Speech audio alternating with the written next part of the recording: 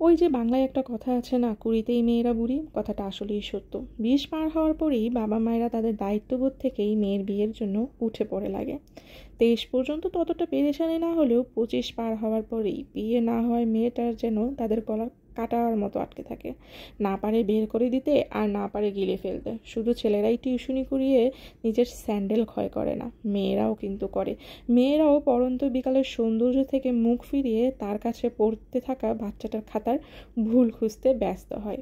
নীল শাড়ির সাদা ব্লাউজ পরে নিজেকে যে আকাশ আকাশ লাগার যে ব্যাপারটা গলা টিপে মেরে ফেলতে তারাও যায়। বাবার রিটায়ার্ডের পরে পরিবারের বড় মেয়েটাকেই সংসারের হাল ধরতে হয়।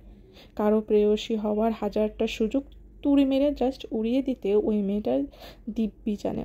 পরিবারের দুশ্চিন্তায় রাতে না ঘুমিয়ে কেশবতী মেয়েটার চুলগুলো এখন ইতিহাস মাত্র। সাথে মানুষের কটু কথা তো আছে। বলছি না মেয়েরা ধোয়া তুলসী পাতা, আবার সব মেয়েরাই যে খারাপ এমনটাও কিন্তু নয়। তাই সবাইকে এক চোখে দেখাটা বোকামো ছাড়া আর কিছুই না। মেয়েরাও স্যাক্রিফাইস করতে জানে। চারপাশে কিছুটা চোখ বুলিয়ে দেখলেই সেটা নিখুঁতভাবে এমনিতেই খুঁজে পাওয়া যায়। আর যে মেয়েগুলো এমন হাজারটা স্যাক্রিফাইসে ভরপুর, তাদের আত্মসম্মানটা তাদের ভালোবাসা থেকেও সহস্র গুণ বেশি।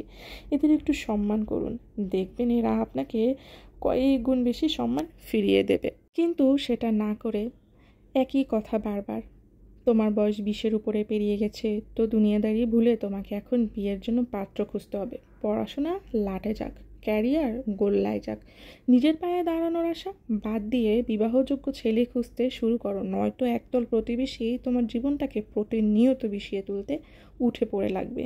কিন্তু কেন?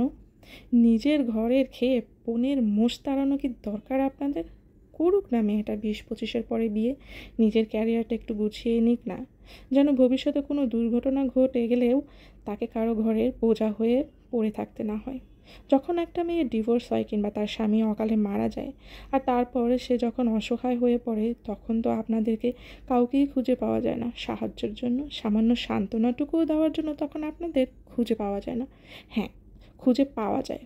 কখন, কেন ডিভোর্স হয়েছে, মেয়ের নিশ্চয়ই কোনো দোষ ছিল, মেয়েটার স্বামী কেন মারা গেল, নিশ্চয়ই মেয়েটা অপয়া ছিল, এই সমস্ত কুটনামির জন্য আপনাদের ঠিকই খুঁজে পাওয়া যায়। তখন মেয়েদের বিয়ের আগে সব থেকে বেশি যেটা জরুরি, সেটা নিজের পায়ে দাঁড়ানো। আজকাল যত সহজে বিয়ে হচ্ছে, তত সহজেই আবার ডিভোর্স হচ্ছে। যেই প্রতিবেশী সারাক্ষণ বিয়ে করছো না কেন, বয়স বেড়ে যাচ্ছে, এসব বলতে বলতে মুখে ফেনা তুলে ফেলে, তারা কি আপনাকে একটা সিকিউর লাইফের গ্যারান্টি দিতে পারবে? পারবে না। জীবন আপনার, তাই ডিসিশন আপনিই নেবেন। আপনার জীবনটা আপনি কিভাবে লিড করবেন সেটা আপনাকেই বেছে নিতে হবে, তাই ভালো থাকতে হবে।